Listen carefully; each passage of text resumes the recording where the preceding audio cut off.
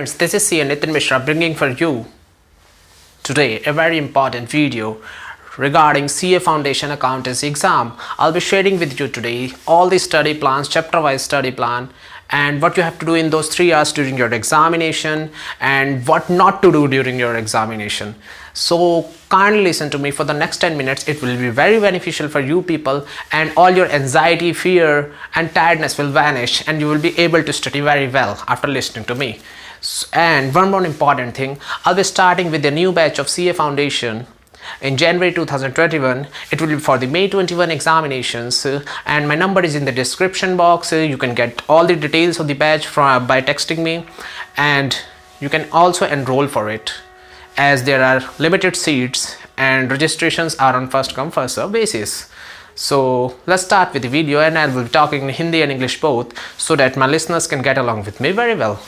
Okay, so let's start with the video. And अब मैं थोड़ी सी हिंदी में बात करता हूँ आप लोगों से.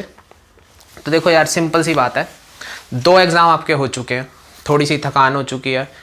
किसी का एग्ज़ाम बहुत अच्छा हुआ होगा, किसी का एवरेज हुआ होगा, किसी का बुरा हुआ होगा. तो जो एग्ज़ाम हो चुका है उसके लिए सोचना बंद कर देना कि कैसा हुआ, कितने मार्क्स आएंगे, क्या किया क्या नहीं किया. जो हो गया सो हो गया. अब हमें ये देखना है कि जो नेक्स्ट एग्ज़ाम है उसको कैसे करना है.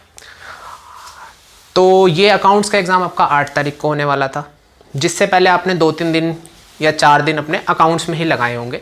तो ये जो स्टडी प्लान मैं आपको बताने जा रहा हूँ, ये इस बात को ध्यान में रख के बनाया गया है कि आपकी एक रिवीजन हो चुकी है, आप एग्ज़ाम के लिए तैयार थे, और 7th की शाम को आपको पता लगता है कि 8th वाला एग्ज़ाम आपका 13th को पोस्टपोन हो चुका है. तो मैं मान के चलता हूँ आज भी आपका एग्ज़ाम है, आज भी एग्ज़ाम देकर आए आप, तो 6 बजे तक या 7 बजे तक जहाँ भी आपका सेंटर पड़ा था और घर से जितनी दूरी थी उसके हिसाब से आपके पास आज आपको 4 घंटे निकालने हैं पढ़ने के लिए. मैं 12 दिसंबर की बात कर रहा हूँ. और कल मॉर्निंग में, क्योंकि एग्ज़ाम आपका दोपहर में होगा, तो कल आपको 4 घंटे निकालने हैं पढ़ने के लिए. अब इन 4 घंटों में करना क्या है, टोटल आज के 4 घंटे और कल के 4 घंटे, 8 घंटे हैं आपके पास. इन 8 घंटों में क्या करना है, ध्यान से सुनिएगा. इससे आपकी टेंशन खत्म होएगी, आप सारा रिवाइज कर पाएंगे और कल अच्छे मार्क्स ला पाएंगे. और वीडियो को एंड तक देखिएगा. मैं एंड में ये भी बताऊंगा कि आपको उन 3 घंटों में एग्जाम में क्या करना है, और जो 15 मिनट आपको क्वेश्चन पेपर पढ़ने के लिए मिलेंगे उसमें आपको क्या करना है. तो पहले हम बात करते हैं आज आपको तैयारी कैसे स्टार्ट करनी है. तो देखो यार, बच्चे क्या करते हैं, सिस्टम से तैयारी नहीं करते. आपके स्टडी मटेरियल के हिसाब से आपके 10 चैप्टर्स हैं, तो बच्चे स्टार्ट करते हैं पहला चैप्टर, दूसरा चैप्टर, तीसरा चैप्टर. ऐसे बिल्कुल नहीं करना. आप देखो कि इम्पॉर्टेंट क्या है. इम्पॉर्टेंट का मतलब ऐसे कौन से चैप्टर हैं जिनसे प्रोबेबिलिटी है ज़्यादा मार्क्स के आने की. तो यहाँ प्रोबेबिलिटी के हिसाब से ज़्यादा मार्क्स के आने की बात करूँ तो मैं आपके सेकेंड मॉड्यूल लास्ट 4 चैप्टर्स पे आता हूँ, जिसमें फाइनल अकाउंट्स, एनपीओ, पार्टनरशिप और कंपनी अकाउंट्स, ये 4 चैप्टर आते हैं. तो आपको क्या करना है, आज जो 4 घंटे आपको मिले हैं उसमें इन चारों चैप्टर को 45 मिनट्स देने हैं. यानी कि ये कितना होता है, 3 घंटे. अब इनको रिवाइज कैसे करना है. जब आपने पढ़ाई की होगी तो अपने स्टडी मटेरियल या किसी ऑथर की बुक या फिर कोई भी मटेरियल जो आपने यूज़ किया होगा, उसमें ज़रूर आपने इंपॉर्टेंट क्वेश्चंस मार्क किए होंगे. साथ साथ कुछ ऐसे क्वेश्चंस होंगे जिसमें आप अटके होंगे कभी ना कभी, जो आपको टफ लगते होंगे. उनको एक बार देखेंगे आप अच्छे से कि उसमें क्या पॉइंट्स थे, कहाँ पे मैं अटका था या अटकी थी, और कैसे उनको इंश्योर करना है मुझे कि कल अगर एग्ज़ाम में आता है तो गलती ना हो. दूसरा, जितनी भी चीज़ें हैं, जैसे फाइनल अकाउंट की बात करूं तो सारी एडजस्टमेंट्स एक बार देखेंगे. अगर फाइनल अकाउंट के साथ रेक्टिफिकेशन का क्वेश्चन मिक्स आता है तो उन रेक्टिफिकेशन एंट्रीज कैसे करते हैं, फाइनल अकाउंट में ट्रीटमेंट क्या होती है, तो वो सब आप अच्छे से देखेंगे. मैन्युफैक्चरिंग अकाउंट का फॉर्मेट वगैरह एक बार ही देखेंगे. तो ये सब करने में हार्डली 45 मिनट्स लगने चाहिए, कंसिडरिंग कि आप 8 दिसंबर से पहले आपने अच्छे से रिवाइज कर लिया था इसको. ऐसे ही एनपीओ की बात करूं तो आपको फॉर्मेट्स देखने हैं, और जिन क्वेश्चंस में आप पहले अटके थे वो आपको देखने हैं, और कुछ भी नहीं करना. और साथ ही साथ जितने भी RTPs, MTPs, past previous year question papers हैं आपके पास, उसके क्वेश्चंस एक बारी देख लेना. सिर्फ देखने की बात कर रहा हूं मैं, हाथ से नहीं करने, उतना टाइम नहीं है हमारे पास. सेम चीज आपको कंपनी अकाउंट्स और पार्टनरशिप में फॉलो करनी है. तो ये सब करने में आपको 3 घंटे लगेंगे। उसके बाद सोने से पहले आज आपको 2 चैप्टर्स और उठाने हैं, जिसमें आधे आधे घंटे का आप टाइम लगाएंगे। पहला होगा कंसाइनमेंट और दूसरा होगा बिल्स ऑफ एक्सचेंज। इसमें से भी हमें काफ़ी अच्छी वेटेज मिलती है एग्जाम में। आधा घंटा कंसाइनमेंट, आधा घंटा बिल्स ऑफ एक्सचेंज। सेम चीज़ करनी है, पहले एक बारी फॉर्मेट्स देखने हैं प्रॉपरली, कौन सी एंट्री कहाँ जाती है, क्यों जाती है, ये ध्यान में रखना है अपने। उसके बाद जो मुश्किल क्वेश्चंस आपको लगते हो, 3-4 आपने मार्क करके रखे हो, वो देख लेने हैं कि इस तरह से काम किया जाता है इसमें। बस हमें अपनी मेमोरी रिफ्रेश करनी है, उससे ज़्यादा हमारे पास टाइम है नहीं। ये ख़त्म होता है हमारा आज का शेड्यूल। और एक गलती बिल्कुल मत कीजिएगा, बच्चा क्या करता है, डिटेल स्टडी करने बैठता है, पूरी रात जागा रहता है, सो के नहीं जाता ठीक से एग्जाम में, और एग्जाम में माइंड फ्रेश नहीं होता। जितनी तेजी से चलना चाहिए, जितने अच्छे से चलना चाहिए, वो चल नहीं पाता। तो इसलिए ध्यान रखिएगा कि आपको क्या करना है, कम से कम 6 घंटे की नींद लेकर जाना है। तो ये जो मैंने 4 घंटे की स्टडी प्लान बताया, हो सकता है किसी का ये 3.25 घंटे में पूरा हो जाए, हो सकता है किसी को ये 4.5 से 5 घंटे लग जाए करने में। कितना भी टाइम लगे, आपको 6 घंटे की नींद लेनी है, चाहे आप रात के 11 बजे सोएं, चाहे रात के 12 बजे सोएं। फिर मैं बात करता हूं कल मॉर्निंग की। अब मॉर्निंग में किसके पास कितना टाइम रहेगा वो डिपेंड करता है उसके घर से उसका एग्जामिनेशन सेंटर कितना दूर है। फिर भी मैं मान के चल रहा हूं, जितना भी दूर हो, हर बच्चा कम से कम 4 घंटे निकालेगा कल सुबह पढ़ने के लिए। अकॉर्डिंगली आप सुबह उठेंगे, अकॉर्डिंगली अपनी तैयारियां करेंगे। तो मैं 4 घंटे बता रहा हूं, सुबह के 4 घंटे में क्या करना है। अब हमारा final account, NPO, company accounts, partnership, bills of exchange और कंसाइनमेंट कंप्लीट हो चुका है, तो उसकी टेंशन नहीं लेनी। अब 2 ट्रिकी से चैप्टर होते हैं, 2-3 छोटे छोटे से, जिसमें से 5 से 10 मार्क्स की वेटेज मिल जाती है एग्जाम में, कई बार ज़्यादा भी मिल जाती है।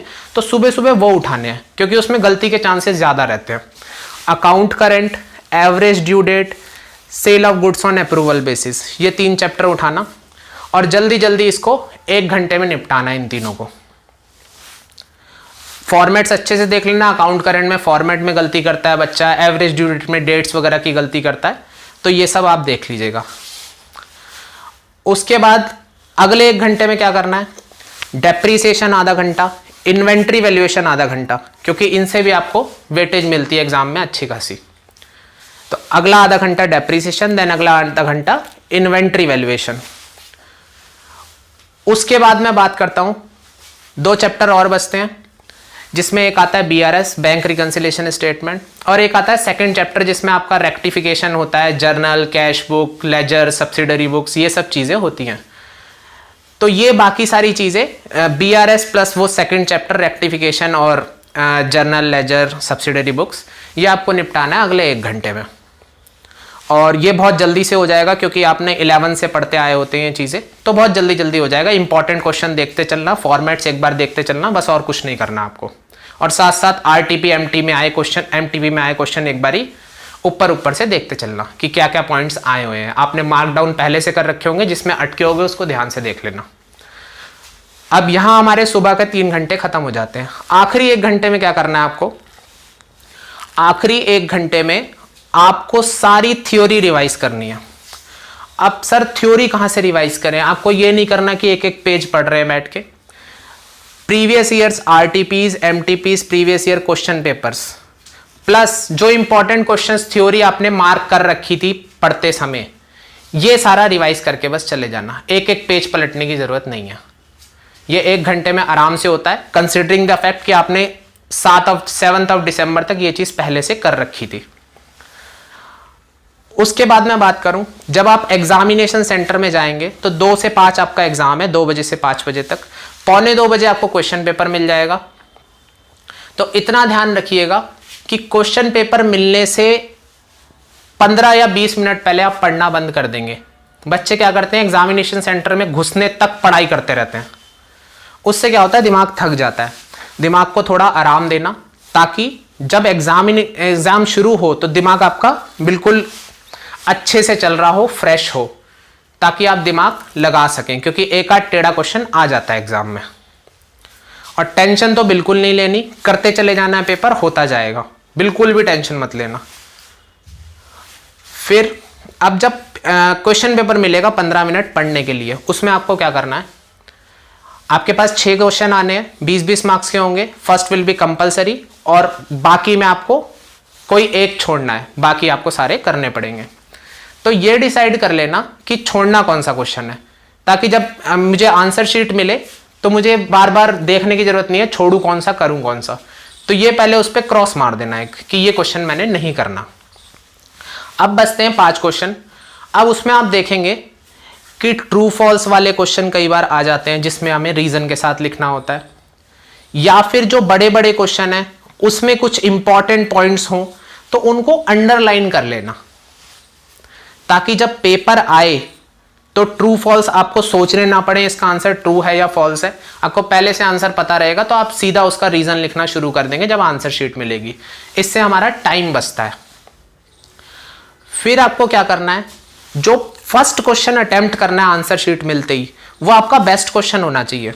तो आप देख लीजिएगा कि आपको जो 5 क्वेश्चन करने हैं उसमें से सबसे बेस्ट आपको कौन सा आता है, वही क्वेश्चन आप सबसे पहले अटेम्प्ट करेंगे। कहते हैं ना, first impression is the last impression.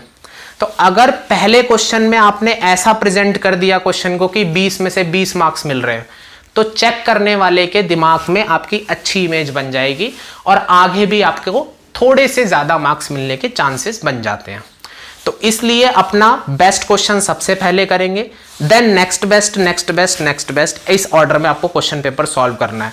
ऐसा कोई हार्ड एंड फास्ट रूल नहीं है कि हमें 1 to 5 जाना है, 1 to 6 जाना है या 6 to 1 जाना है, या बीच बीच में से कर सकते हैं।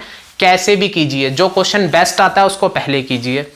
क्वेश्चन नंबर अलग से लिखेंगे, फॉर्मेट्स पे विशेष ध्यान देंगे, फॉर्मेट्स ठीक से बने होने चाहिए, प्रेजेंटेशन थोड़ी सी साफ सुथरी होनी चाहिए। तो इन बातों का आप ध्यान रखते हुए पेपर देंगे। और भगवान ना करे अगर पेपर में 1-2 क्वेश्चन नहीं आते, पेपर देख के ऐसा लगता है कि यार ये तो हमें आ ही नहीं रहा, तो क्या किया जाए। तो जो क्वेश्चन आते हैं उनको करना शुरू करना, जैसे जैसे आपका पेपर होता जाएगा आपके अंदर कॉन्फिडेंस आता जाएगा, और एंड में सोचना जो नहीं आता उसके बारे में। और कोशिश करना छोड़ के कुछ ना आए, पूरा अटेम्प्ट हो क्वेश्चन पेपर, क्योंकि ना किए हुए पे तो 0 ही मिलने हैं। अगर हम कुछ करके आएंगे तो शायद हमें कुछ मार्क्स मिल जाए। तो ये मत सोचना कि पूरा नहीं आता तो मैं नहीं करूंगा। तो आई होप आपको ये बातें समझ आई होंगी और आप इसको अपनाएंगे। इसके अलावा भी अगर कोई आपकी क्वेरी हो तो आप कमेंट सेक्शन में मुझे कमेंट करके पूछ सकते हैं। और अच्छे से पढ़िएगा। एग्जाम के लिए ऑल दी बेस्ट, और मुझे सुनने के लिए बहुत बहुत धन्यवाद।